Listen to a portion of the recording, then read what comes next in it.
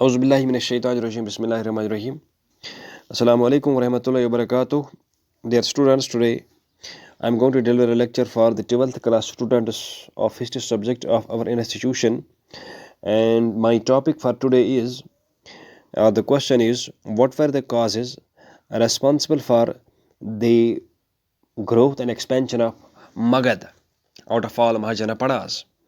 Dear students, as I have already told you, as I have already told you in previous lectures, that there were 16 Mahajanapadas. Out of these 16 Mahajanapadas, it was only Magad which expanded, which became vast, which became strong, and which became powerful, and which survived for a long time. And initially, as a matter of fact, Magadha had only three areas, the areas of modern Patna, Gaya, and Shahabad. But slowly and steadily, it occupied almost all Mahajanapadas. So the question is that what was it special with Magad which enabled it to become strong, powerful, and great as compared to other Mahajanapadas? Dear students, there are several reasons behind this, behind the greatness and the expansion of this Magad as the strongest Mahajanapada. The first factor is the political factor. Magad was ruled by three dynasties. The Haryanka dynasty, the Nanda dynasty, or the Haryanka dynasty, the Shishunaga dynasty, the Nanda dynasty. These dynasties produced great rulers like Bhimsara, Ajatashatru, and Mahapadmananda. Bhimsara used matrimonial relations, or he entered into matrimonial or marriage relations with the prince and married the princesses of neighboring Mahajanapadas like Kasi, like Kosala, like Vaishali, like Madra. He also defeated the ruler of Anga and had good friendly relations with the ruler of Avanti.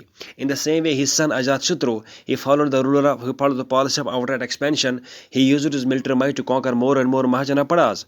The Nanda ruler Mahapadmananda, he was known as Ugrasena. Ugrasena means this owner of huge army and vast army, and he used this strong and powerful army to conquer more and more areas.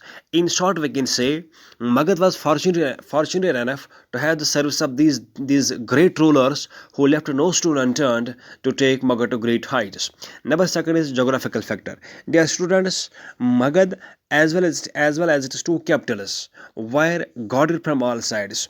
For example, Magad in north had this river Ganga. In south, it was surrounded by Vindhyas mountains. In west, it was surrounded by river Son. In east, it was surrounded by Champa. In the same way, it is two capitals, namely the first capital, Rajagaha, modern Rajgir, was surrounded by five mountain ranges. Similarly, its another capital, Patliputra, modern Patna, was surrounded by three rivers, namely Ganga, Gandhak, and Son. Therefore, in nutshell, we can say Magad as well as its two capitals were naturally bodyguarded. Therefore, were surrounded by natural bodyguards. Therefore, it was very much difficult for any neighboring Mahajanapada or any other invader to attack Magad. Number three is the economic factor. Dear students, the great rulers of Magad would not have been able to take Magad to great heights had two great economic advantages not been with them. What were these two great economic advantages? One is that Magad was agriculturally prosperous. As a result of agricultural prosperity, the rulers of Magad could impose more and more land revenue or taxes on the people, which they were happily able to give as a result of agricultural prosperity. In the same way, second important advantage of this Magad was that it has huge iron deposits. What was with these iron deposits? They used these iron deposits for the to prepare weapons for strong military force and make tools for agricultural this prosperity and cultivate more and more crops in different lands.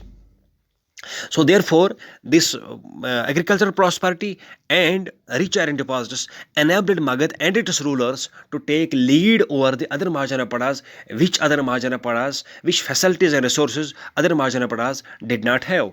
In the same way, we have another four reason for the growth of Magad is the military factor. No doubt other Mahajanapadas has military force as well. But the military force which was with Magad was strong, was powerful, was disciplined, was in large numbers. For example, this the Magad had 2 lakh infantry, means foot soldiers, 60,000 horsemen or cavalrymen, and 6,000 elephantmen. This army was well paid, and this was a regular army. Another important factor is this social factor. Their students in the ancient times, and this when Magad rose to prominence, around the other areas except Magad, there was the tied up caste system. We know that Hindu society in ancient time was divided into 4 castes. There is a Brahmanas, Kshatriyas, Vaishyas, and Shudras. But in Magad, there was least influence of caste system. As a result, everyone, whether rich or poor, whether high or low, everyone contributed or participated in taking Magad to great heights.